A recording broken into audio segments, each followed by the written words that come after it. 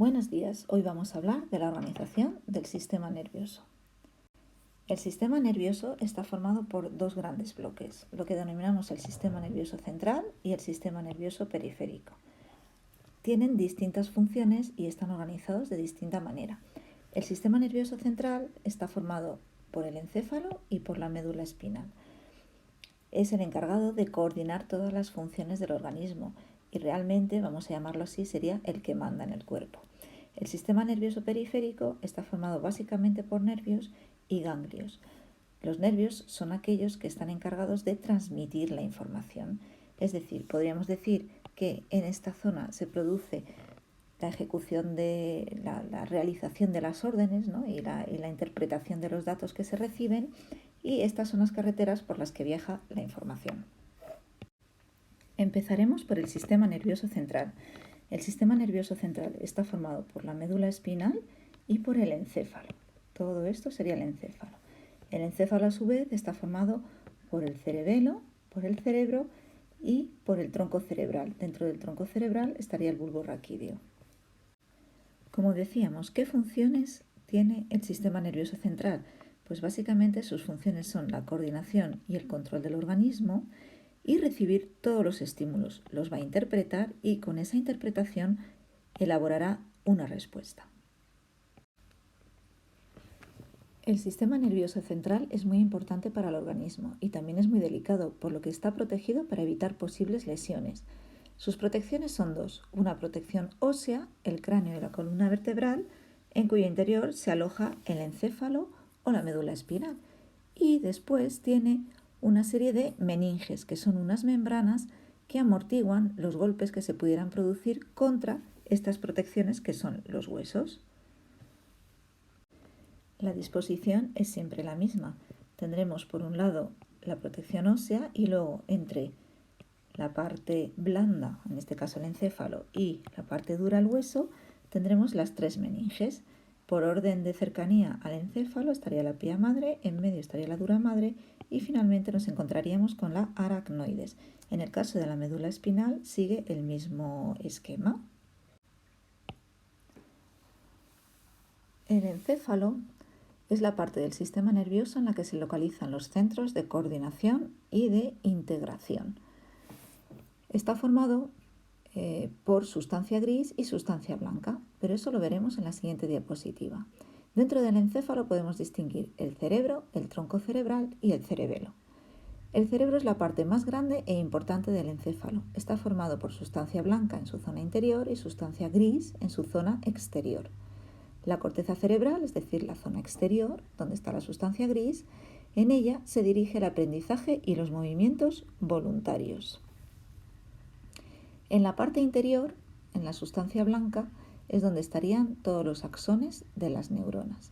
En los seres humanos, la corteza cerebral tiene más superficie que en otros organismos, con lo que para que quepa en el cráneo, tiene que tener unos pliegues que pueden ser de dos tipos, lo que denominamos circunvoluciones, que estarían aquí, estas zonas de aquí, replegadas, y lo que llamamos cisuras, que la cisura es lo que veíamos anteriormente que dividía el cráneo, por ejemplo, en dos. Además del cerebro, que es toda esta zona de aquí, encontramos esta zona de aquí que denominamos el cerebelo. En el cerebelo está situado en la parte posterior y se encarga de recibir la información sobre el equilibrio, que normalmente envía el oído, y regular la actividad de los músculos que intervienen en el mantenimiento de equilibrio. Además, coordina las órdenes motoras enviadas por el cerebro para que los movimientos sean precisos. Es muy importante, por lo tanto, para la coordinación. Muchas veces decimos que en él se aloja el sentido del equilibrio. Finalmente, aquí también podemos observar la zona del bulbo raquídeo. La zona del bulbo raquídeo corresponde con la prolongación de la médula espinal. Los nervios que vienen de la médula y los que bajan del cerebro pasan por ahí, por el bulbo raquídeo, y ahí se cruzan. Y por esa razón, el hemisferio cerebral derecho recibe la información que procede del lado izquierdo del cuerpo y el hemisferio cerebral izquierdo la que viene del lado derecho del cuerpo. El bulbo raquídeo también forma parte del sistema nervioso autónomo y por lo tanto regula el latido cardíaco y la presión sanguínea.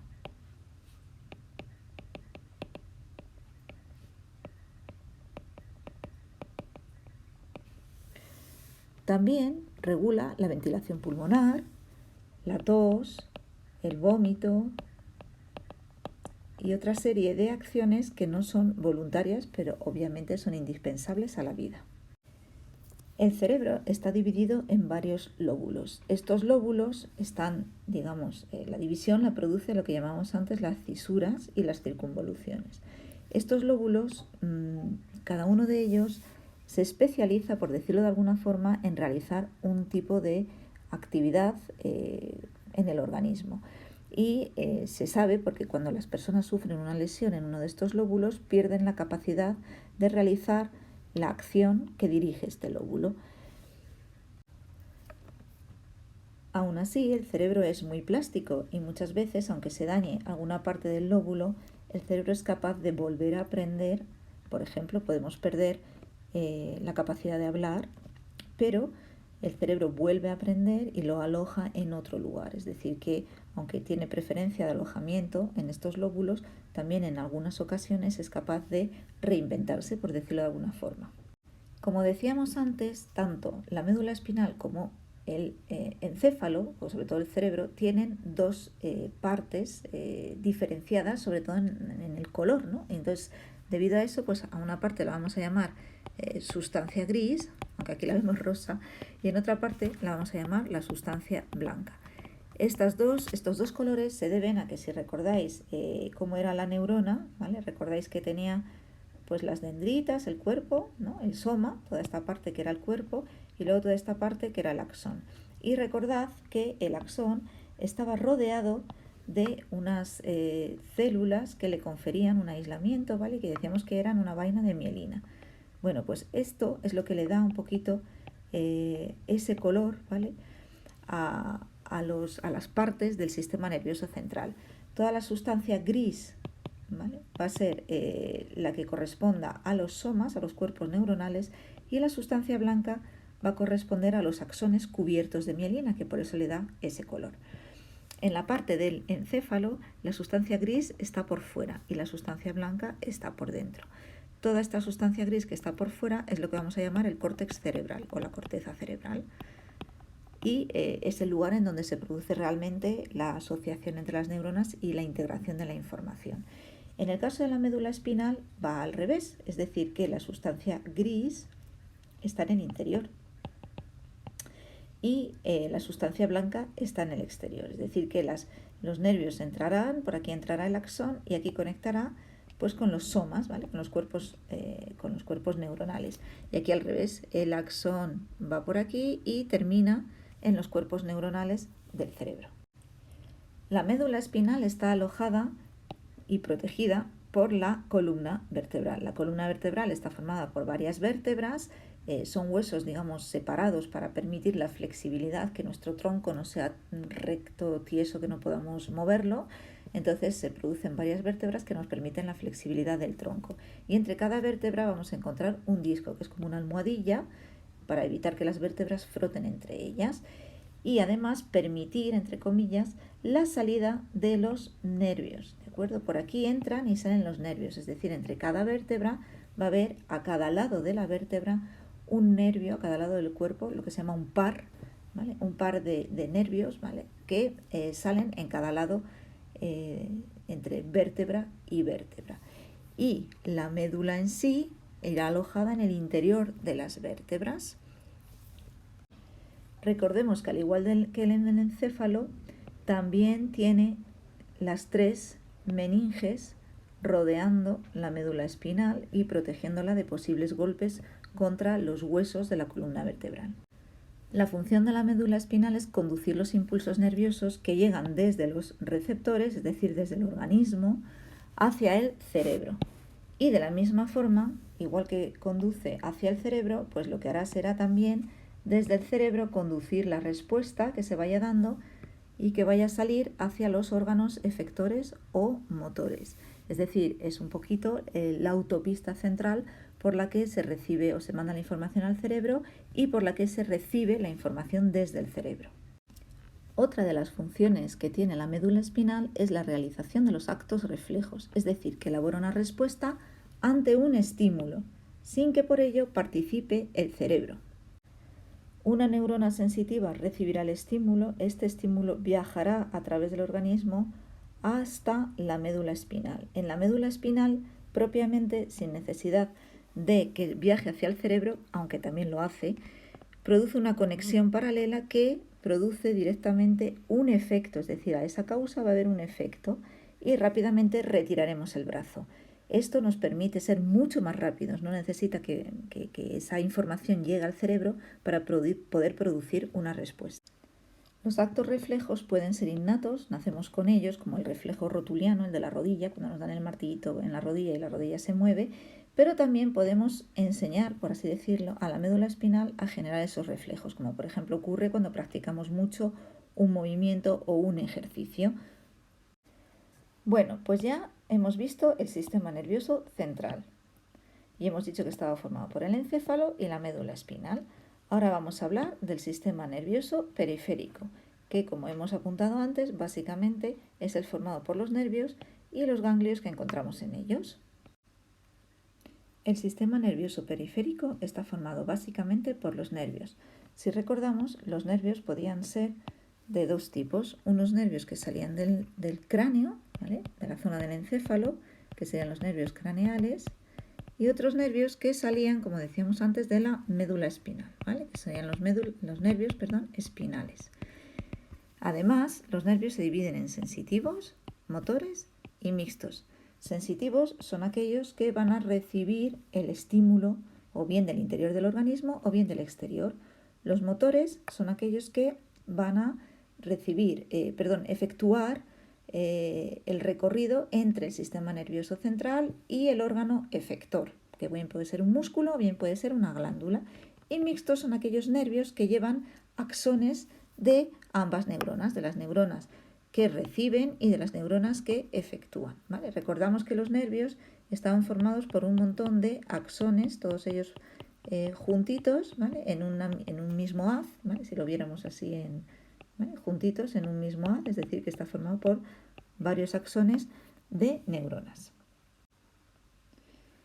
El sistema nervioso somático conecta los receptores sensitivos de los órganos sensoriales con el sistema nervioso central y este con los músculos esqueléticos, los que se pueden mover conscientemente y responder a los cambios externos. Es decir, son aquellos nervios que dentro de lo que cabe coordinamos y podemos voluntariamente ejecutar las acciones que creamos necesarias para el organismo. De los nervios que forman parte del sistema nervioso somático los dividimos en dos grandes grupos, los que salen del cráneo, que llamaremos nervios craneales, que son 12 pares, y pueden ser sensitivos, motores o mixtos, y lo que hacen sobre todo es inervar la cabeza, ¿vale? Pues se inervan pues, toda la cara, el movimiento de los ojos, la sensación del gusto, del olfato, y también algunos de los pares craneales van a inervar el resto del organismo, básicamente lo que denominamos el nervio vago. El nervio vago va a descender y va a generar pues, una serie de acciones sobre el organismo, como el control sobre las vísceras o el hipo, por ejemplo, etc. Los nervios raquídeos salen a partir de la nuca, por así decirlo, hacia abajo, y serían 31 pares. Y todos ellos son mixtos, es decir, todos son con neuronas sensitivas y neuronas motoras. De estos 31 pares, bueno, pues cada uno va en las zonas. Hay zonas en la cervical, las zonas cervicales o las zonas lumbares, las zonas sacras, y cada uno de ellos va a inervar una parte del organismo. Esto puede explicar que en algún momento, cuando se produce un accidente grave y se nos produce la rotura, por ejemplo, de la médula espinal o de la columna vertebral, que viene a ser lo mismo muchas veces, a partir de determinada altura, todos aquellos movimientos que se producen por la inervación o por los nervios que tienen de esa zona hacia abajo quedan anuladas. Por esa razón, por ejemplo, pues podemos perder la movilidad de las piernas, la sensibilidad también, tanto lo que se siente como la capacidad de ejecutar. Es decir, ni mueven las piernas ni las sienten realmente estas personas. Aquí tenéis un esquema de los pares craneales. ¿Veis? Pues por ejemplo, el nervio óptico o el que mueve los ojos. ¿Vale? Una cosa es que recibe la información y otra cosa es que mueva que sea capaz de mover los ojos, el que recibe la audición, la zona de audición, el glosofaringeo, el de la deglución, el movimiento de la lengua, y también pues todo lo que son los nervios faciales, ¿vale? Aparte del olfativo. Y lo que os decía del nervio vago, que este va a inervar prácticamente todas las vísceras del organismo. Y luego todos los pares que no son ya cerebrales, sino que forman parte de la médula espinal, pues veis como los nervios cervicales, ¿vale? Los torácicos, lumbares, sacros, y todos ellos pues van a inervar el resto del organismo. Pensad que no solo inervan músculos o no solo reciben a través de la piel, hay muchísimos tipos de receptores que son neuronales y también hay muchísimos tipos de efectores, pero básicamente se van a dividir en musculares, es decir, que pueden mover músculos o pueden activar glándulas, ¿vale? Para producir pues básicamente hormonas en muchos casos. Bien, vuelvo a poner un esquema para que no nos perdamos, ¿vale? Estamos en el sistema nervioso periférico, recordemos, acabamos de ver el sistema nervioso somático formado por los pares craneales y los pares raquídeos, y veíamos que los nervios podían ser de los tres tipos en este caso, aunque en el cerebro sí se distinguen entre sensitivos, motores y mixtos, pero en la médula espinal recordad que todos eran mixtos. Ahora vamos a hablar del sistema nervioso autónomo. El sistema nervioso autónomo dirige funciones sin que nosotros realmente seamos conscientes de ellas. ¿De acuerdo? Este se divide a su vez en sistema nervioso simpático y sistema nervioso parasimpático. Finalmente hablaremos del sistema nervioso autónomo. El sistema nervioso vegetativo o autónomo lo que hace es regular y coordinar las funciones involuntarias, inconscientes y son automáticas, ¿vale? O sea, es decir, es involuntario y nosotros no podemos, actuar sobre él. Muchas veces somos conscientes de lo que produce, pero no podemos controlarlo, por decirlo de alguna forma. El sistema nervioso simpático va a ser el encargado de activar la mayor parte de los órganos del cuerpo para que trabajen de forma más intensa, salvo los relacionados con la digestión, es decir, que va a activar todos los órganos excepto la digestión. El sistema nervioso simpático está pensado, por decirlo de alguna forma, para activar el organismo. Es un mecanismo prácticamente de huida, de acción, de estar alerta. Sin embargo, el sistema nervioso parasimpático realiza la acción contraria, es decir, relaja la actividad de la mayoría de los órganos, excepto pues, los que tienen que ver con la digestión. Es decir, que en este caso, cuando por ejemplo acabamos de comer, que nos entra la modorrilla, nos entra el sueño, está entrando en actuación el sistema parasimpático. ¿Qué es lo que hace? Pues, por ejemplo, acabamos de comer, pues activa la salivación, ralentiza el pulso cardíaco, estimula la actividad del estómago, ¿vale? Estimula la actividad intestinal y nosotros nos sentimos relajados, con sueño, haciendo el proceso de digestión. Si nosotros nos asustamos, pues si nos asustamos, entra en juego el sistema simpático. ¿Qué es lo que hace? Dilata las pupilas para que nos entre más luz, ¿vale? Inhibe todos los procesos digestivos porque gastan energía y lo que quiere el organismo es salir corriendo, por decir de alguna forma, ¿vale? Y lo que va a hacer pues va a ser activar pues todo el sistema de pulsaciones cardíacas, va a subir las pulsaciones cardíacas, es lo que llamamos ponernos nerviosos básicamente, y va a permitir que nuestras vías aéreas funcionen con más actividad. Por eso se dice que ambos dos generan acciones antagonistas, contrarias, y unos se activan en unos momentos del día y otros en otros momentos. El sistema nervioso es un sistema muy importante para el cuerpo humano. Como podemos ver, desde que empieza a formarse el embrión, lo primero que se desarrolla claramente es el protocerebro o lo que va a dar lugar al cerebro. Como podéis ver en esta imagen, los dos hemisferios cerebrales y la médula espinal que recorre el cuerpo. El sistema nervioso va a ser el que permita la coordinación, la recepción de estímulos e incluso pues, el funcionamiento propiamente dicho del organismo. Por ello, su generación durante la época fetal es tan importante y un momento tan delicado. La coordinación nerviosa de respuesta rápida e inmediata preparada para mantener la vida en cada momento y realizada por el sistema nervioso nos permite desarrollarnos y responder a los estímulos de forma rápida. Sin embargo, no debemos olvidar que existe también la coordinación hormonal de respuesta lenta y duradera y producida por el sistema endocrino, básicamente activando glándulas y generando hormonas. El crecimiento, el paso a la adolescencia, los cambios fisiológicos que se pueden producir, la tristeza, la alegría, todo ello está generado por la coordinación hormonal, que veremos en el próximo episodio.